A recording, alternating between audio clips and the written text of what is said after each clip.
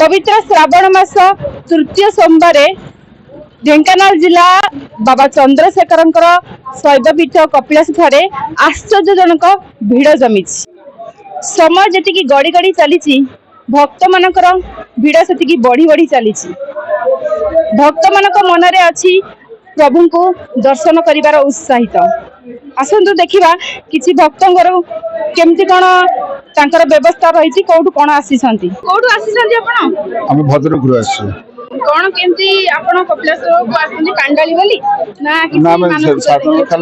साधारण दर्शन करने श्रावण मास सोमवार केते घंटा लाइन लाइन पाखापाखि 3 घंटा 4 घंटा बाबा को देखा मन उत्साहित तो अच्छु किंतु जो सिस्टम टी आमको भल लगुनि कौन से माने प्रशासन जो भाया टाइप ठीक हो पारे ठीक भाव लोक मैंने हईराण भी आउटे हिसाब से प्रोसेसटा भलसे हमें लोक भिड़ प्रबल दर्शन करने सुविधा होता चंडीखोल कौन मनरे किसी नहीं आम महाप्रभु गोटे कथा कह प्रशासन जहाँ कर ठीक करनी पूरा ठीक नहीं ठीक अच्छे अधिका लोक कंट्रोल करने प्रशासन जहाँ व्यवस्था अच्छी सब ठीक अच्छे कटक कौन मानसिक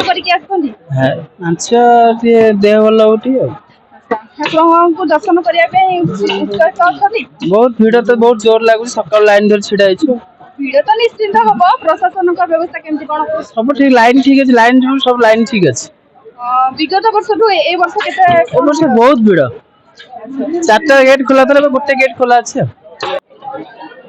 आम साथी अच्छा बाबा चंद्रशेखर शैवपीठ पूजक सीधा सड़क कथा भक्त मानकर सठिक भाव प्रशासन ठीक ठाक व्यवस्था कौन कह ना जय प्रभु चंद्रशेखर आज हूँ श्रावण मासर तृतीय सोमवार आज प्राय आम अनुमान करूँ 4 ରୁ 5 लाख भक्तर समागम रही जो माने कि आसिक आज प्रभु चंद्रशेखर मस्तक जलाभिषेक करुँच आज सकाळ भोर 5टार मंगल आलती है प्रभु चंद्रशेखर तापर सूर्य पूजा है सूर्य पूजा होगापर बल्लभ नीति सरला सकाळ 6टार आमर मंदिर खोलागला जो कावड़िया भाई मानक जलाभिषेक करने एवं तापर सकाळ धूप भी सरी जाइए आउ व्यापक पुलिस बंदोबस्त कर आम्बुलांस जोगे दि जाइए स्वास्थ्य सेवा सेटारे गोटे फास्ट एड सेंटर कर अग्निशम बाला भी आसिक अच्छा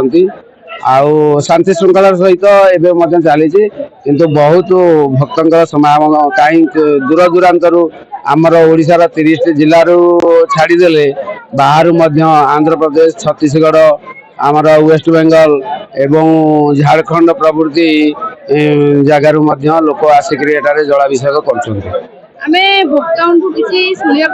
प्रशासन व्यवस्था बहुत कड़ा भाव हाँ जेहेतु लोक संख्या बहुत अधिका हो गला से तुलन में आमर पुलिस मुतयन कम अच्छा विभिन्न स्थान में वर्षा जो हो गला रही माने सेल्टर रही जी व्यवस्था कर सफिसीयंट नुह से वर्षा हवा द्वारा श्रद्धालु माने इतस्तत माने दौड़ा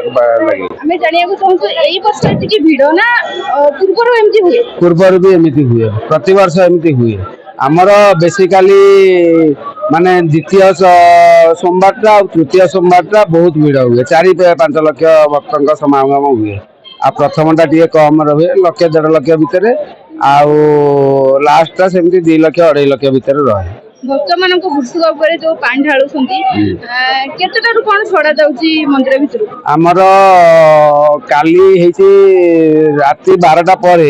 राति 12टा पर से माने जो मंदिर सामने जो वृषभ अच्छा वृषभ पाखरे से ढालिक जलाभिषेक कर किंतु से मंदिर खोला होता तापर आज सकाल 6टार मंदिर खोला श्रावणी लिंग आमर अच्छी श्रावणी लिंग उपर डालुंट आउ किसी भी वृषभ पाखे डालुंट आउ तापर बाहर आमर जो शिव पार्वती मूर्ति रही ढला जाऊँ ବାବାଙ୍କର ନୀତିକାନ୍ତି ଏଇ ସୋମବାର ପ୍ରତ୍ୟେକ ଶ୍ରାବଣ ମାସ ସୋମବାର ପ୍ରଥମରୁ କେତେଟାରୁ ଆରମ୍ଭ ହୁଏ? ଭୋରୁ 5টাରୁ ଆରମ୍ଭ ହୁଏ ଆମର ନୀତି। ଭୋରୁ 5টাରୁ ନୀତି ଆରମ୍ଭ ହେଇକି ମଙ୍ଗଳ ଆଳତି, ସୂର୍ଯ୍ୟ ପୂଜା, ବଲ୍ଲଭ ନୀତି ଏ ପ୍ରାୟ ଘଣ୍ଟାଟେ ଲାଗିଯାଏ। ଆଉ 6টাରେ ମନ୍ଦିର ଖୋଲାଯାଏ। ପବିତ୍ର ଶ୍ରାବଣ ମାସ ତୃତୀୟ ସୋମବାରେ ଦେଖିବାକୁ ମିଳିଛି ଅପ୍ରୀତିହାସିକ ଭିଡ଼। ସମୟ ଯେତିକି ବଢି ବଢି ଚାଲିଛି, ଭକ୍ତ ମାନଙ୍କର ଭିଡ଼ ସେମିତି ବଢି ବଢି ଚାଲିଛି। ହଜାର ହଜାର ଭକ୍ତଙ୍କର ସମାଗମ ଦେଖିବାକୁ ମିଳିଛି ଢେଙ୍କାନାଳ ଜିଲ୍ଲା ବାବା ଚନ୍ଦ୍ରଶେଖରଙ୍କ କପିଳାସ ଶୈବ ପୀଠରେ। ଆସନ୍ତୁ ବୁଝିବା ପ୍ରଶାସନିକ ସେବା ଠିକ୍ ଠାକ୍ରେ ହେଇଛି ନା ନାଇଁ, ଭକ୍ତମାନେ ସିଧାସଳଖ ଠାକୁରଙ୍କୁ ଦର୍ଶନ କରିପାରୁଛନ୍ତି ନା ନାଇଁ, କିନ୍ତୁ ଦେଖିବା ଭକ୍ତ ମାନଙ୍କ ମନରେ କଣ ସବୁ ଅଛି ଭାବନା, କଣ ପାଇଁ ଆସିଛନ୍ତି ଯୋଉ ଠାକୁରଙ୍କୁ ପାଣି ଢାଳିବା ପାଇଁ, କେତେ ଦୂରରୁ ଆସିଛନ୍ତି, ପ୍ରଶାସନିକ ବ୍ୟବସ୍ଥା ଠିକ ଅଛି କି ନାହିଁ। କୋଉଠୁ ଆସିଛନ୍ତି?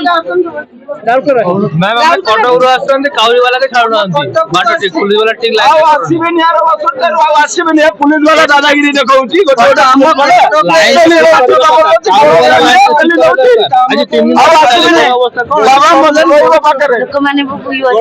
ସାଲେପୁର ଆସିଛୁ, ସାଲେପୁର ସାଲେପୁର ଆସିଛୁ ମହାଦେବଙ୍କ ଆଜି ତୃତୀୟ ପାଳି, ମହାଦେବଙ୍କ ଭକ୍ତ ଟିକେ ଆସିବେ, ଆମେ ଆଜି ଆସିଛୁ। କିନ୍ତୁ ଏଇ ଯୋଉ ଅବ୍ୟବସ୍ଥା ଅଛି, ଜମା କିଛି ବ୍ୟବସ୍ଥା ନାହିଁ ହେଲା, କୌଣସି କଷ୍ଟ ଠିକ ନାହିଁ। ଲୋକ ବହୁତ ହଇରାଣ ହଉଛନ୍ତି ହେଲା, ଘଣ୍ଟେ ଘଣ୍ଟେ ଲାଇନ ଧରି ଠିଆ ହେଇଛନ୍ତି, ଲୋକ ବହୁତ ହଇରାଣ ହଉଛନ୍ତି। ଟିଭିରେ ଆପଣ ଦେଖୁଥିଲେ, ନ୍ୟୁଜରେ ଦେଖୁଥିଲେ, ପ୍ରଶାସନ ସମ୍ପୂର୍ଣ୍ଣ ଭାବରେ ବ୍ୟବସ୍ଥା କରିଛନ୍ତି କାଉଡ଼ିଆ ମାନଙ୍କ ପାଇଁ। ନା ନା, ସେମିତି କିଛି ବ୍ୟବସ୍ଥା ପାଉନ। ଘଣ୍ଟେ 3 ଘଣ୍ଟା ଲାଇନରେ ଠିଆ ହେଇକି ଆସୁ, ବାରିକେଟ ଲାଇନ, ଲୋକମାନେ ଯେମିତି ଯାହା ଇଚ୍ଛା ହେଲା ଘଣ୍ଟେ 2 ଘଣ୍ଟା ପ୍ଲସ୍ ହେଇଯିବ ଆମେ ଠିଆ ହେଇଛୁ। ବାରିକେଟ ସିଷ୍ଟମ କିଛି ବି ନାହିଁ। ଆଉ ଯିଏ ଯାହା ପାଉଛି ଲାଇନରେ ଆସିକି ମାନେ ପଶି ଯାଉଛନ୍ତି, ଧୋକା ମାରୁଛନ୍ତି, ପିଲା ଖେଳ ଜୋର ଚାଲିଛି। ମୋ ଗୋଡ ଖଣ୍ଡେ ହେଲା, ନଖ ଉଠିଗଲା ପାଖାପାଖି। ଆପଣ ମାନେ ଦେଖୁଥିଲେ ପ୍ରଶାସନିକ ବ୍ୟବସ୍ଥା ଯାହା ଆପଣଙ୍କୁ ସେ ଦେଖଉଥିଲେ, କିନ୍ତୁ ପ୍ରଶାସନିକ ବ୍ୟବସ୍ଥା କିଛି ଠିକ ଠାକ ଭଙ୍ଗରେ ହୋଇପାରୁନାହିଁ। ଭକ୍ତ ମାନଙ୍କର ମନରେ ଯେତିକି ଭକ୍ତି ଆସୁଛି, ସେତିକି ଆକ୍ରୋଶ ବି ଆସି ସାରିଲାଣି। କେମିତି ସବୁ ଭକ୍ତ ମାନେ ଲାଇନରେ ଛିଡା ହଉଛନ୍ତି ଘଣ୍ଟେ 2 ଘଣ୍ଟା। କୋଉଠୁ ଆସିଛନ୍ତି? କଣ କେମିତି କଣ ବ୍ୟବସ୍ଥା ଅଛି? ବ୍ୟବସ୍ଥା ଯାହା ଯେମିତି 1.5 ଘଣ୍ଟା ବନ୍ଦ ରହିଲା, ସାମ୍ନାଟା 1.5 ଘଣ୍ଟା ବନ୍ଦ, ଏତେ ଜାମ୍ ହେଇଛି ଟୋଟାଲ କଣ୍ଟ୍ରୋଲ ନେଇ ପିଲାଲେ ଗୋଡ ସବୁ ଫୋଟକା ହେଇକି ନିଜର ଖଣ୍ଡିଆ ହେଇକି ପଡୁଛି। କେତେ ଦିନରୁ ବାହାରିଥିଲେ? ବାହାରିଲୁଣି ଶନିବାର ସକାଳୁ। এই ବର୍ଷ ଆପଣ ଦେଖୁଛନ୍ତି ଏତିକି ଭିଡ଼ ନା? ନାଇଁ, ଭିଡ ହୁଏ, କିନ୍ତୁ ଏମିତି ଭିଡ ହୁଏନି। ସେ ଗେଟ୍ ପାଖରୁ ଲାଇନ 1.5 ଘଣ୍ଟା ଠିଆ ହେଲା ପରେ ପାଦେ ପାଦେ ଘୁଞ୍ଚା ବି ହଉନି ବେଳେ ବେଳେ। ସେତିକି ବାଧୁ। ଏଇଟା ପ୍ରଥମ, ଆମେ 17 ବର୍ଷ ହେଲା ଆସିଲୁ।